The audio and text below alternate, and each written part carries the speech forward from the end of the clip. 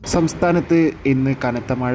നാളെ മഴയുടെ ശക്തി കൂടുമോ? വിദ്യാഭ്യാസ സ്ഥാപനങ്ങൾക്ക് അവധി വല്ലതും പ്രഖ്യാപിച്ചിട്ടുണ്ടോ? അതിൻ്റെ ഏറ്റവും പുതിയ അപ്ഡേഷനാണ് ഇന്നൊരു വീഡിയോ ഭാഗത്തെ.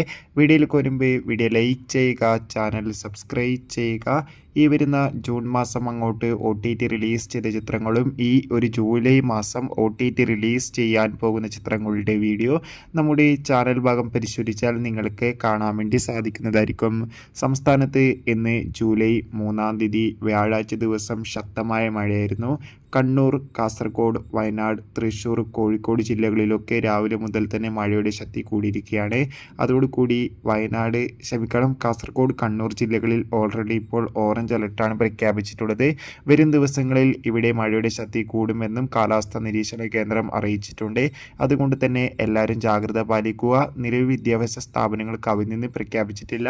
എന്നാൽ ജില്ലകളിലെ ദുരിതാശ്വാസ ക്യാമ്പുകൾ നടക്കുന്ന വിദ്യാഭ്യാസ സ്ഥാപനങ്ങൾക്ക് മാത്രമാണ് അവധി പ്രഖ്യാപിച്ചിട്ടുള്ളത്.